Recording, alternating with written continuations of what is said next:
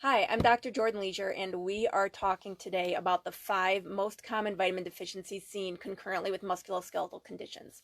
So, I'm the owner and physician of North Shore Proactive Health, a state of the art wellness clinic in the northern Chicago suburbs. I am a DC by education, and I also have training in functional medicine through IFM and FMU. So you'll notice the topic is very near and dear to my heart, and I would ask those of you that do not have a specialization in musculoskeletal neurological health to please remember that referring out to providers may be in your best interest to share a patient's health and well-being.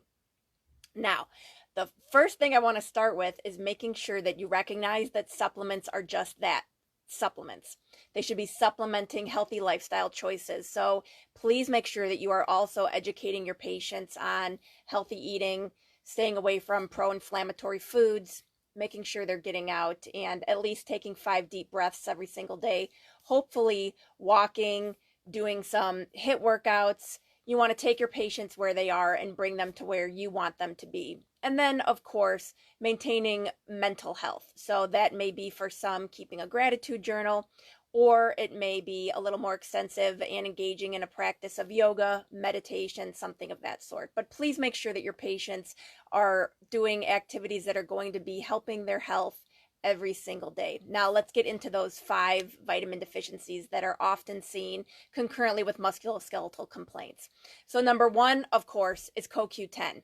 Now, we know that many individuals, probably the majority of your patients, are currently taking a statin, depending on the age and health conditions that you see most routinely.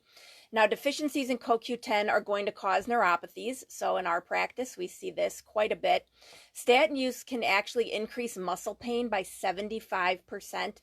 And they are also associated with a 16-fold increase in polyneuropathies. So if you have a patient and you are treating an upper back complaint and they start to have leg cramping, they start to have some other issues, don't forget to keep that complication from their statin in mind. CoQ10's job is to ameliorate pain and cartilage degradation. Of course, if we are deficient, we're going to experiencing a lot more of that. And remember that B6 is required to make CoQ10. So if you're not running a full vitamin panel on patients, it may be something that you want to consider.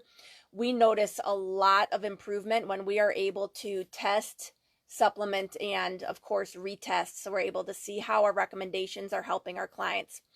So the B6 is going to be a cofactor in the synthesis of connective tissue. It suppresses pro-inflammatory cytokines such as interleukin 6. Numedica capacity, and that they offer both a ubiquinol and a ubiquinone. They are available in 50 and 100 milligram doses. For our office, I recommend that my clients are taking 100 milligrams a day. We use the multi-packs quite regularly in both men's and women's, so they're able to get that CoQ10 in that way if they're not supplementing additionally. Now, number 2 would be magnesium. And anyone that sees musculoskeletal complaints, I'm going to go out on a limb and say that you are probably utilizing quite a bit of magnesium.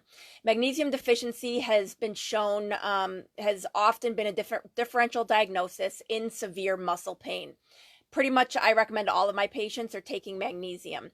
About 70 to 80% of the population across the board is going to be magnesium deficient. So keep this one in your back pocket. This should be stocked 24/7. Deficiency of magnesium has been shown to be a cause of migraines. And the key mechanism of action, of course, for magnesium is muscle relaxation. Now, the type of tissue that magnesium is going to be impacting is going to be based on the salt that is attached to the magnesium. I use it, of course, quite a bit for muscle spasms. Let's start with Mag Citrate. This is great for muscle support. It helps to combat the recurrence of calcium oxide stones. So if you have a patient with recurring kidney stones, think about adding some magnesium into their routine. Fibromyalgia, terrific for that, of course. And from Numedica, it's available in both capsules and tablets. So really, there's no excuse for a patient taking their magnesium. Magnesium Malate we use in our office as well. It's another one great for muscle support. Meg Glycinate, this is terrific to help release serotonin. I recommend that my patients are taking it in the evening before bed. If they are only having one bowel movement a day, increase that Meg Glycinate if they're doing all the other recommendations that you give them. Of course, healthy eating, keeping their fiber up, staying active, staying hydrated. And, the Meg Glycinate may also support growth hormone. And the glycine component of that glycinate is also going to be terrific for detoxification. And all of us could use a little more detoxification. Mag oxide, this is going to be the most economical form. I don't use this very often. It's what the majority of your patients are probably taking.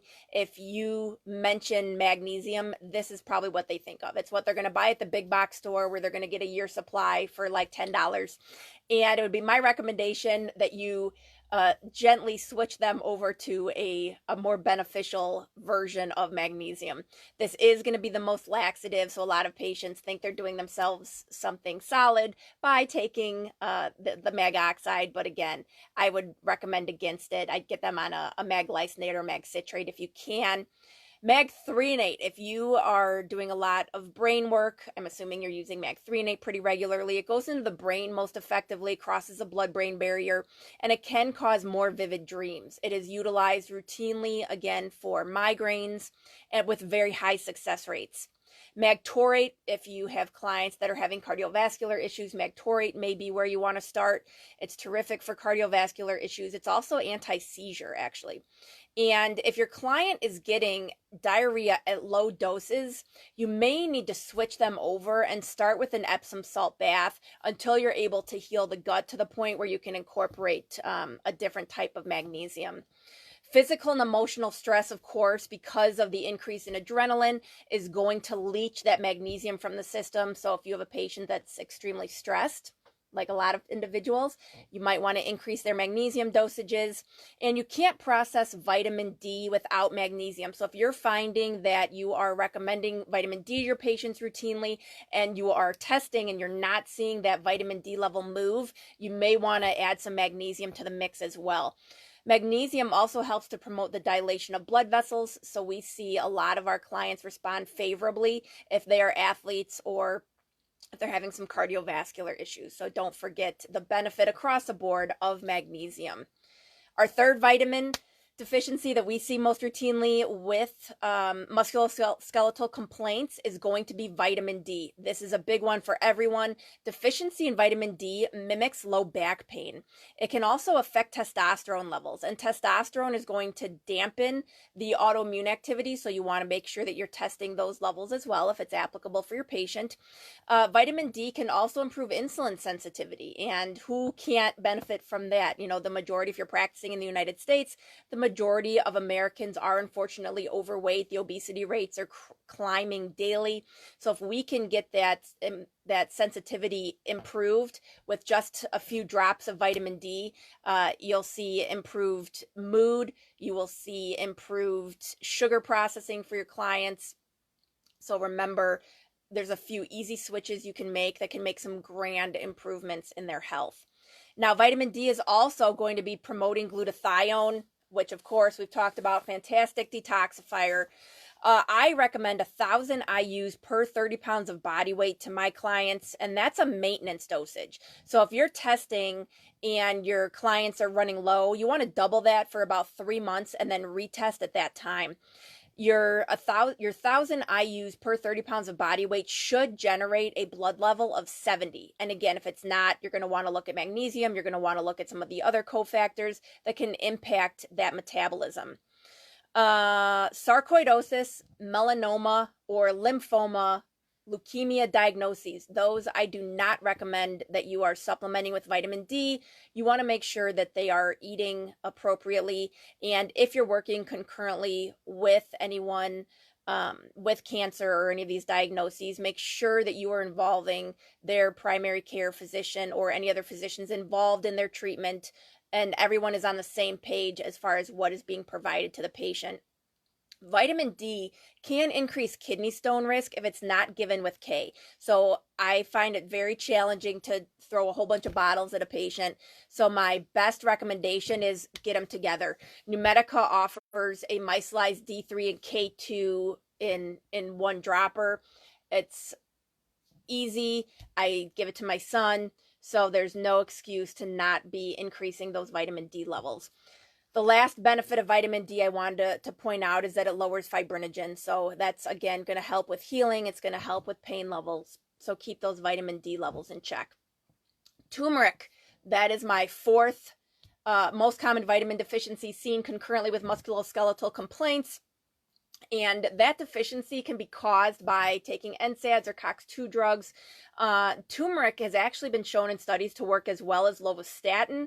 And again, a lot of us have patients on lovastatin. So if we can help improve their habits, if we can get them working out, and if we can get them using turmeric, they may not need that lovastatin. And again, as a reminder, no one should be taking a patient off of a medication, including the patient, without the involvement of the practitioner that prescribe the medication in the first place.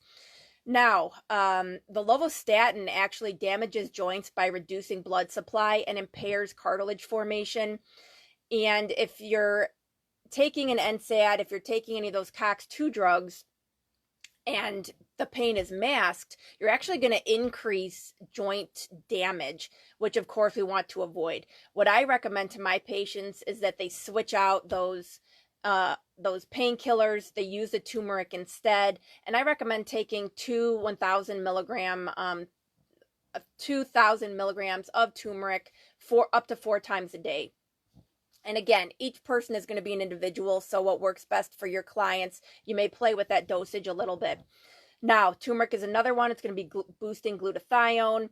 Turmeric's mechanism of action is it targets cytokines, chemokines, enzymes, receptors, and adhesion molecules. So that's how we're decreasing inflammation across the board. That's part of the reason that turmeric is amazing. I think everyone should be taking turmeric. It's anti-inflammatory, it's anti-cancer, it's anti-tumor, it's anti-aging. You know, who couldn't use a little bit of that? It has strong NF-kappa B modulation, and the liposomal turmeric from Numedica is actually delivered in a phosphatidylcholine lipozyme. So that helps with absorption and bioavailability. It's easy to take. It can be put in water or it can be put in juice. Of course, I don't recommend my clients do juice, so they're either doing it straight or they're doing it in a little bit of water. The taste is not that offensive. You know, again, it's a supplement. It's not meant to be a chocolate milkshake. Finally, the last thing that I see with musculoskeletal complaints is going to be proteolytic enzyme use. So if you're not currently using enzymes with your clients, you may want to look into it. Numedica has a fantastic line. They really excel here in the use of different enzymes. So enzymes are commonly used, of course, in digestion, I think is what a lot of people first think of, but also in tissue repair and recovery. Proteolytic enzymes support normal tissue recovery process. You know, a lot of us are overstressed, we're overworked, our joints are carrying around more weight than they were designed to, so they need a little help, they need a little boost in order to heal appropriately. Proteolytic enzymes are excellent for musculoskeletal health as well as exercise-related recovery, and I have seen terrific results in my clients in all of the enzymes that Numedica offers. They have a vegetarian digestive enzyme. They've got glutenza and allergenza, which are great digestive enzymes for food sensitivity use. So take a look at the entire line and see what works best in your practice. I find that keeping supplements in-house and sending patients home with them same day increases compliance. That can be kind of scary to have to stock a handful of products. However, if you are really zoned in and you are really specializing in your demographics of your patients, then believe me, you are going to be seeing the routine issues pop up. And the list that I gave you, the majority of these, everyone should be taking. And I want to make sure that you are trying these as well. I can tell you firsthand, I take CoQ10 every day. I take magnesium. I take 300 milligrams of mag citrate before I go to bed every night. Same thing, vitamin D, especially right now. I will generally take about 5,000 IUs a day. Right now, I'm bumping that up to about 10,000 IUs daily. And turmeric, same thing. My turmeric intake varies. I like the anti-aging and the anti-cancer. Myself, I'm probably taking about 2,000 to 4,000 milligrams a day. And proteolytic enzymes, my use of this varies. I will do enzymes with food to help improve my digestion, and I will also do it if I'm having some discomfort. I just bought a Peloton, so I am doing a little bit more activity and having a few aches and pains due to that. So the best thing that you can do is take these so that you can explain to patients what they can expect and what they should see as far as benefits, how long things should take, what they can expect. And you'll be a lot more genuine in your descriptions if you've experienced it yourself. And of course, I always recommend when you're working with vitamins and supplements to start low and go slow. Make sure that you're meeting patients where they are and slowly taking them to where you want to be. If you're sending someone home with 5 different products, you're not necessarily going to know which is benefiting the patient, which is working, and maybe which they didn't need at the moment. And it also can be very taxing as far as on the pocketbook. So make sure that you pick and choose where you're starting your clients with. I prioritize where they're going to see the fastest improvement and the biggest gains. And that's where we start when recommending products in our office. So of course, if there's any questions, you can find me online at drleisure.com. Or if you'd like to send an email, this is an hour-and-a-half continuing ed program that I cut down to a quick 15 minutes here. So if you would like my references, please feel free to send me an email at info at drleisure.com, and that's DRLEASURE.com. I hope that you have a beautiful day, and here's to health. Bye-bye.